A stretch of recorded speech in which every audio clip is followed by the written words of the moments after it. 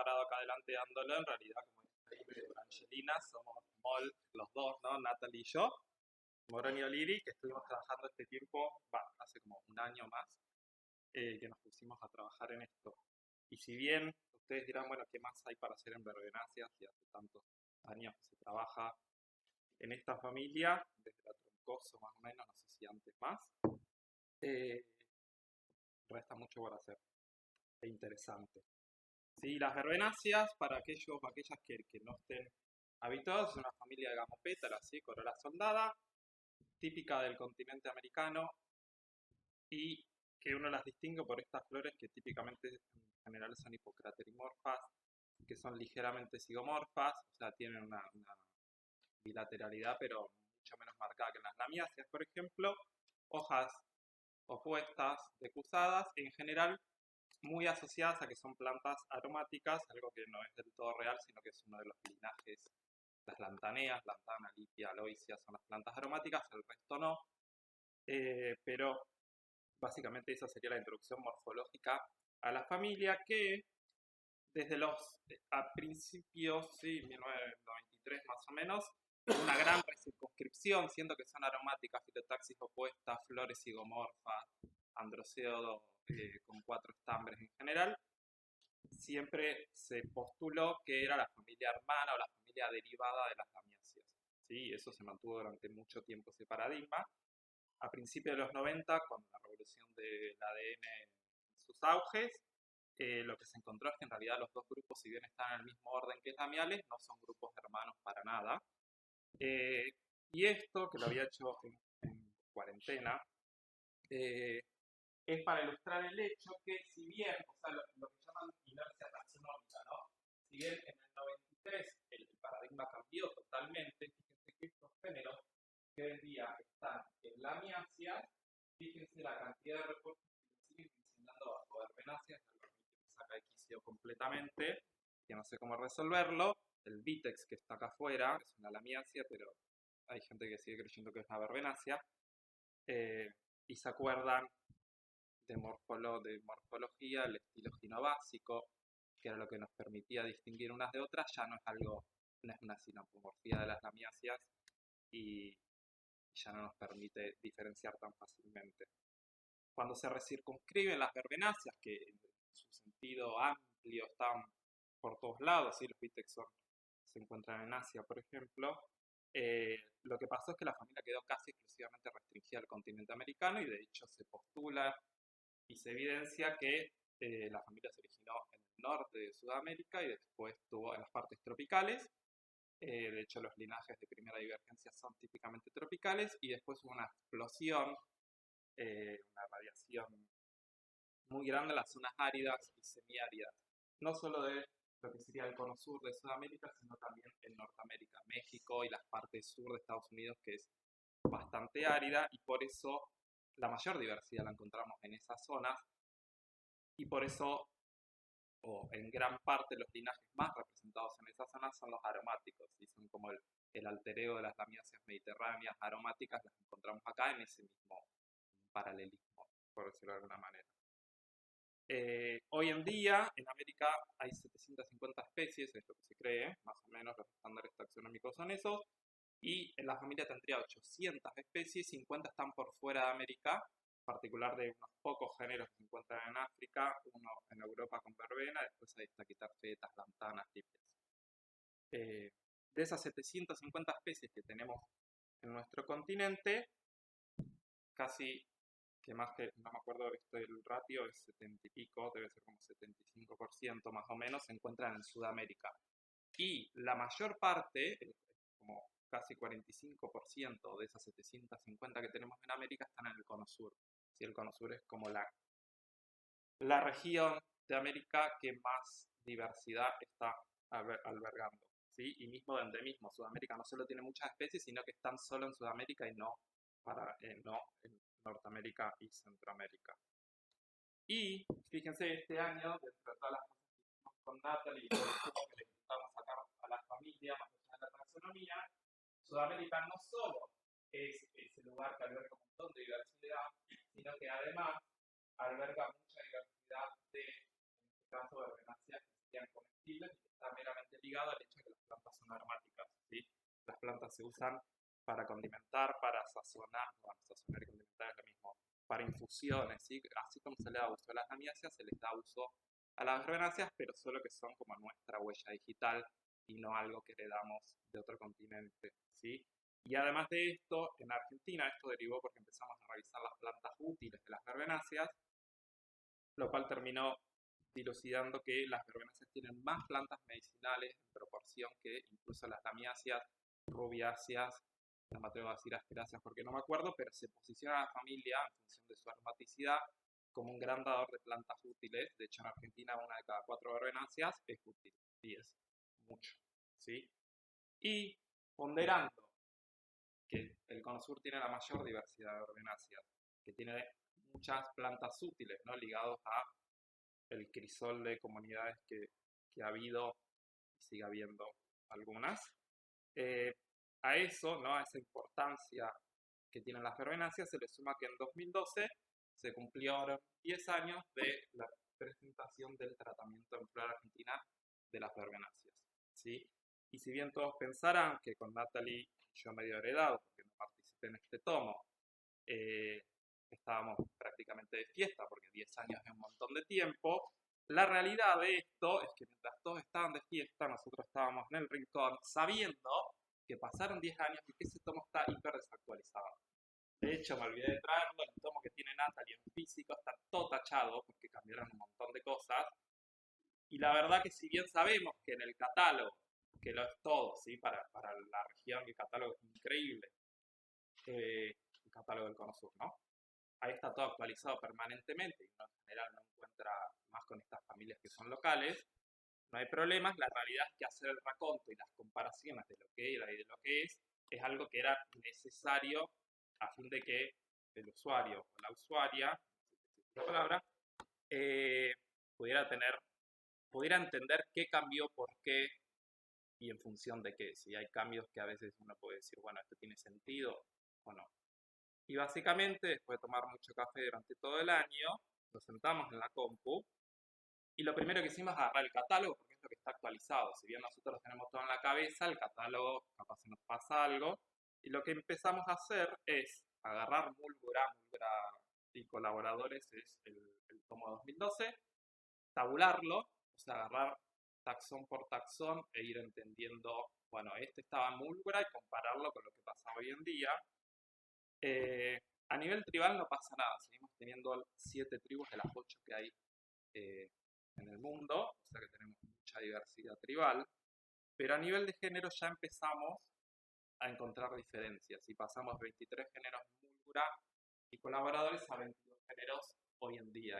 Y si bien parece que es prácticamente lo mismo y que hay una diferencia de un género, es un poco más complejo que eso. Fíjense que esta es la nómina.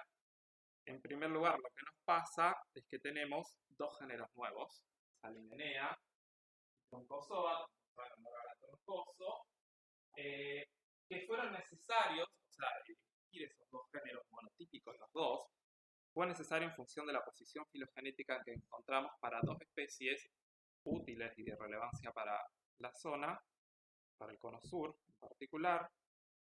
Una lo que era Lipia integrifolia, el incayuyo, que se encuentra en Bolivia y en Argentina, que fíjense que tiene una posición, o sea, una divergencia en una rama que era imposible. Tomábamos toda la antana, incluyendo, o Lipia, incluyendo a eso, perdíamos géneros, teníamos que nominarlo de alguna manera, género monotípico para Salimenea, y con Troncozoa, que es el tomillo silvestre, lo que era Cantolipia serifioides, una planta, una especie endémica de la Argentina, ahora un género endémico de la Argentina, lo necesitamos para acomodar a Cantolipia serifioides, que era un taxón que estaba sin nombre, porque a Cantolipia, lo que nos pasó, vale, a mí no, lo que pasó antes de que yo aparezca en este instituto, es que Aloysia, se encontró que a Cantolipia y Xeraloysia lo había fundado Troncoso, a Cantolipia no me acuerdo de quién es, pero tenía muchas especies. ¿De quién es? De Grisebach.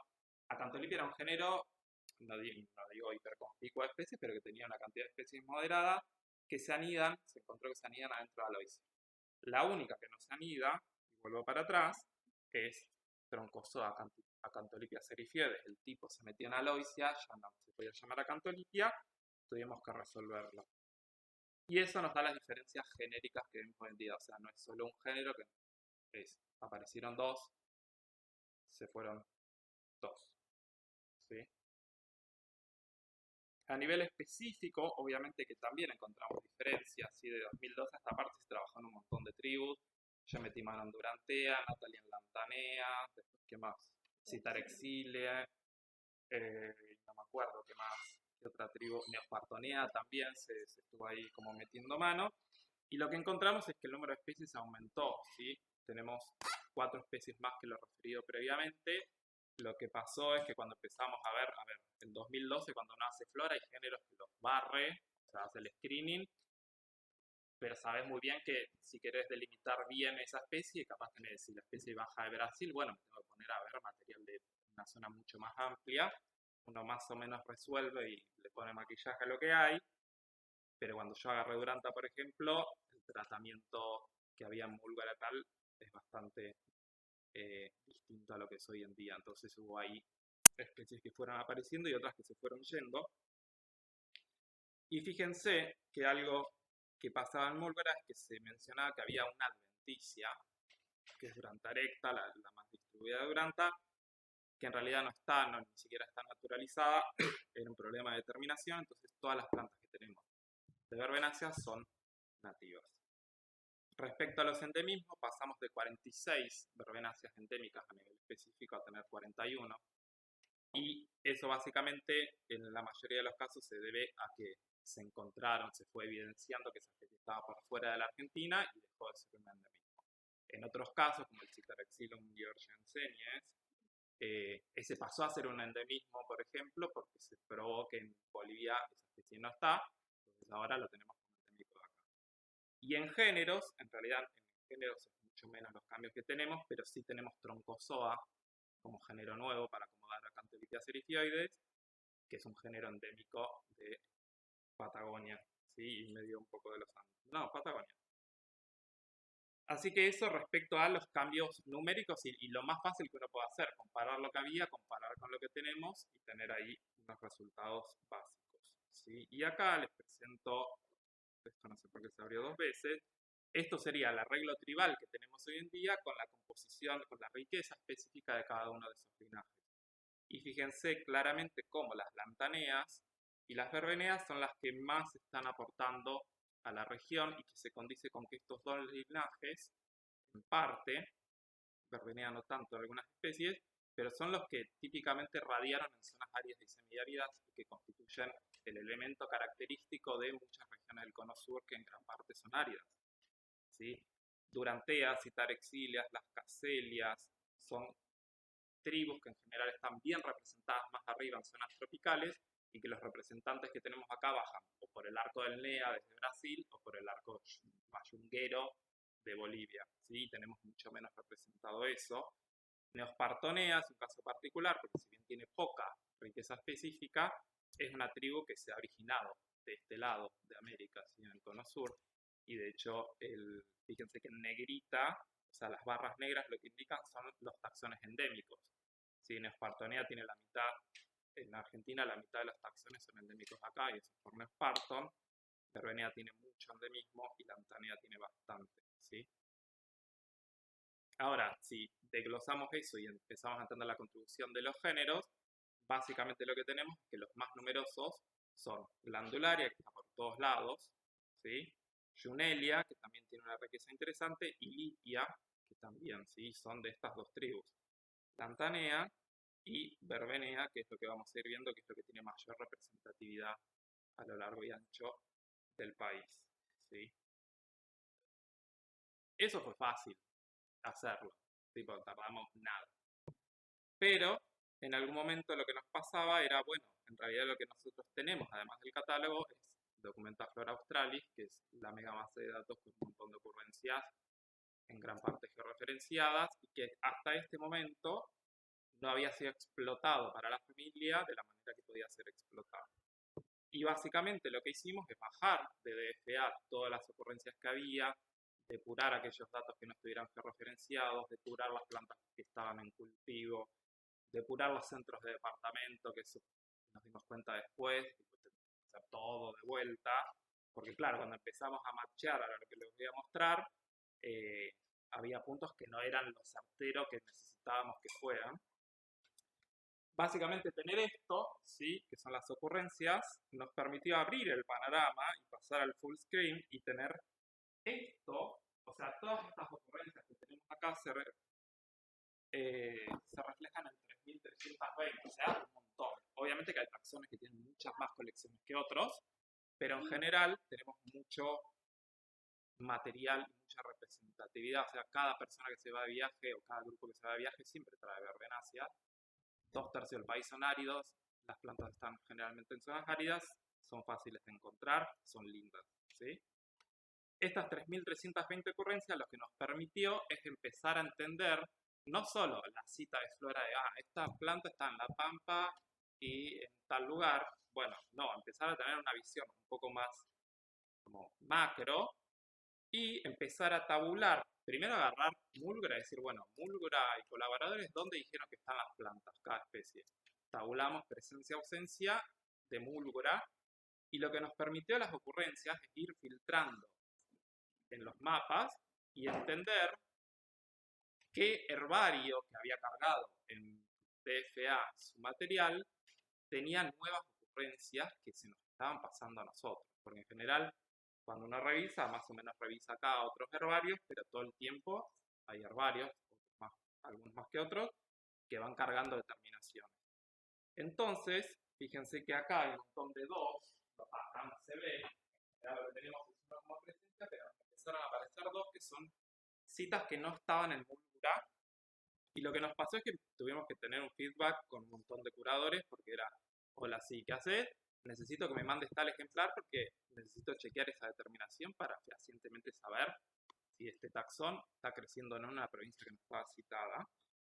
Eso se tradujo, ahora voy a eso, pero pudimos empezar a sacar factores comunes y entender cómo esa riqueza, en este caso tribal, por ejemplo, está distribuida a lo largo de la división política del país y ya se empieza a sumar el NOA con una riqueza tribal que es superior a la del resto del país. Si bien es bastante homogéneo, fíjense que el centro anda ahí, Santiago, bueno, en parte poco explorado calculo, y Santiago del Estero medio que no hay nada, en general, eso es una apreciación mía.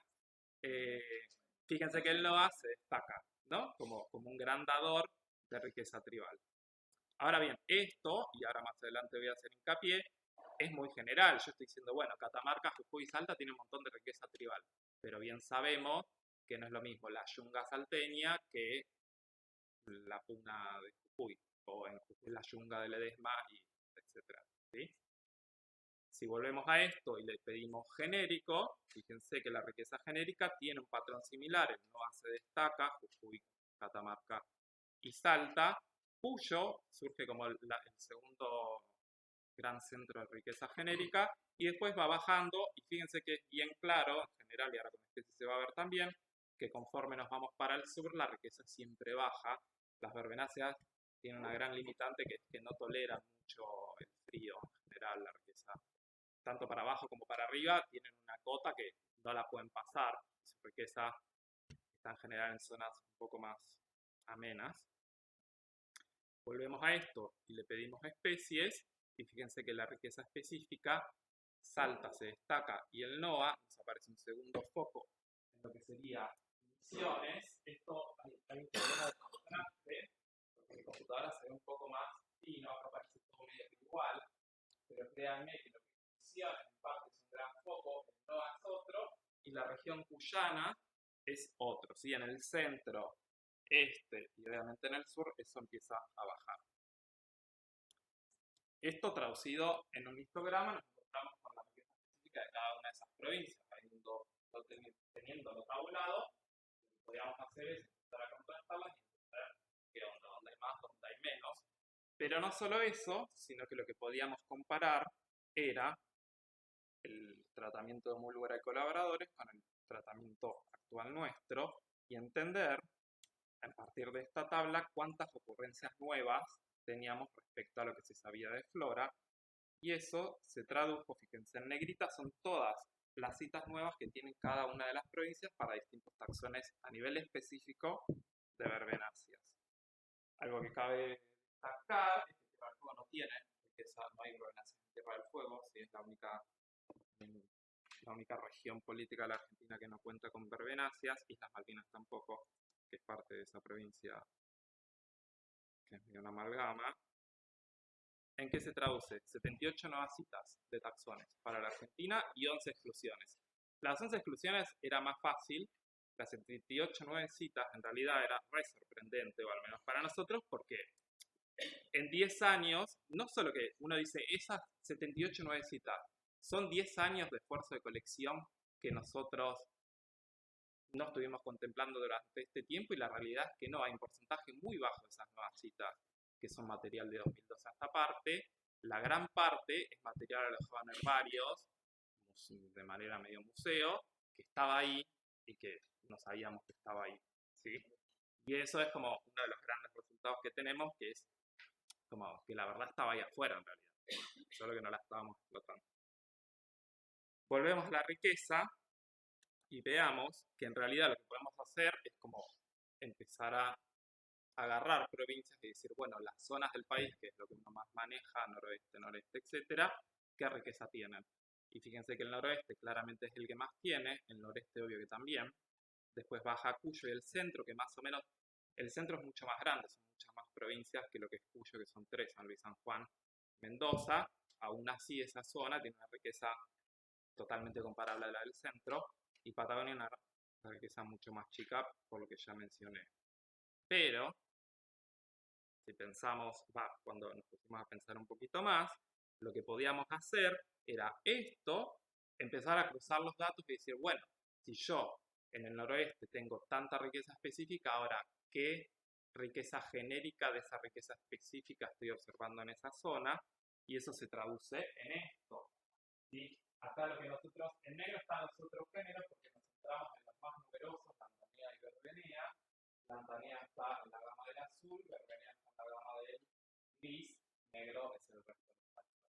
Y fíjense cómo claramente, si uno lo empieza a analizarlo rápido, las verbeneas, se conocen lo que decía, son lo más numeroso y que se mantienen a lo largo de todo el país, básicamente, que glandularia, que más especies tiene y que más distribuido está por todo el país, es el que mayor aporta. Entonces, en todas las zonas lo que más tenemos básicamente son verbeneas. En el noroeste hay una incidencia enorme de las lantaneas, Aloysia, lantana y lipia. De hecho, por ejemplo, aloysias son plantas, no plantas, especies que en algunas comunidades son dominantes, si eso por algún trabajo anda dando vueltas, nuestra anterior a mí. Y fíjense cómo esas lantaneas típicas del norte del territorio empiezan a bajar conforme nos vamos para el sur, hasta que en la Patagonia desaparecen por completo, y en Patagonia hay otros géneros, obvio, pero la dominancia es de verbeneas, y en particular, fíjense que lo que más hay es Schumelias, ¿sí? Y mismo cuando uno analiza las verbeneas per se, fíjense que verbena, que es un tono menos que glandularia, anda por ahí dando vueltas, pero en Patagonia baja muchísimo, ¿sí? Y ahora al final vamos a ver por qué es. Aún más, yo puedo como desmenuzar un poquito más y empezar a ver, bueno, cada provincia cuánto aporta. Y fíjense que estas cotas que tenemos acá es la cantidad de riqueza específica de esta zona. Entonces eso me permite fácilmente ver, por ejemplo, que Salta es el que más está aportando riqueza específica del noroeste, el resto de las provincias más o menos se mantienen, Santiago es la que menos. Y así en cada zona uno va entendiendo qué está pasando, no solo con la riqueza, sino con la composición genérica de esa riqueza. Y, o sea, a mí esto, además de que me encanta, porque me encanta hacer cositas en la computadora, como que me parece una herramienta en función de, che, me voy al Cuyo a coleccionar. Saber de antemano, siendo una familia que es tan característica de nuestro país, vas al campo y entendés, bueno, acá me voy a encontrar tal cosa, ¿sí? No levantarla y decir, uy, sí. Ya a priori decir, bueno, me voy acá, sé que va a haber esto más o menos acá, así, así. ¿Sí? Pero esto no es todo, Porque además, lo que nos pasaba, que es lo que yo decía al principio, es que en este mapa yo digo, bueno, por ejemplo, Catamarca, sí, tengo los puntitos, los que referenciados, muy depurados, como cada uno donde tiene que estar, pero eso no nos dice mucho, porque si yo sé que Catamarca, por ejemplo, es heterogénea, no es lo mismo San Antonio del Cajón que Peñón, como que me va cambiando dentro de la misma provincia el ambiente y voy teniendo, o a priori uno lo que hipotetiza es que los linajes que voy a tener representados ahí van a ser distintos. Entonces a esto, a este mapa y estas ocurrencias, la división política, todo bien, pero no sirve de nada más que para que cada provincia diga, ay, yo tengo más esta, yo tengo más esta. Lo que necesitamos es el hábitat real y natural de esas especies y entender, bueno, dónde están, dónde no están y poder disparar otros tipos de discusiones. Entonces lo que hicimos fue solapar las ecorregiones de Olsen en la Argentina, ¿sí? Si no me equivoco, acá adentro en la Argentina hay 6 biomas y 17 ecorregiones. Esas 17 ecorregiones, metiéndolo en el QGIS y teniendo los puntos, la georreferencia exacta de cada uno de los taxones, lo que hicimos es empezar a tabular una por una las especies, presencia-ausencia en las 17 ecorregiones de nuestro país.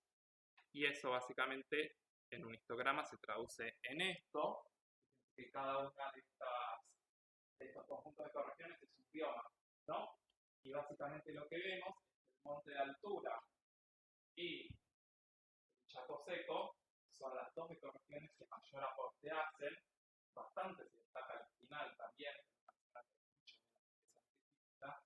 y entre paréntesis lo que tenemos acá denotado, que es esto que está acá en negrita, son las especies que están restringidas, no endémicas, sino que restringidas a esa ecorregión en nuestro país, ¿sí?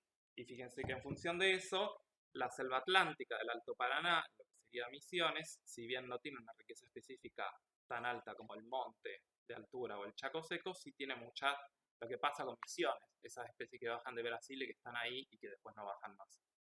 ¿Sí? Esto, si lo pasamos a un mapa, queda esto, y acá otra vez tenemos el problema del contraste, pero créanme que la mayor riqueza la observamos en el monte de altura, ¿sí? El monte de altura, el cursor,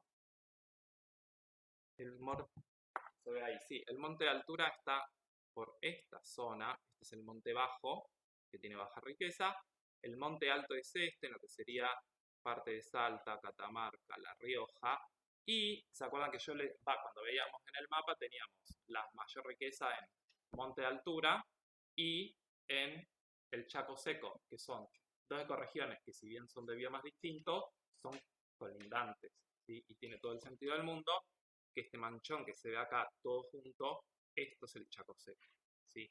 Entonces la mayor riqueza a nivel específica la tenemos en el norte del territorio, primero que es lo que ya veníamos viendo, pero a su vez lo tenemos bastante restringida a lo que es el monte de altura, el Chaco Seco y la banda del Espinal, que también es colindante con lo otro, pero un poquito menos, ¿sí?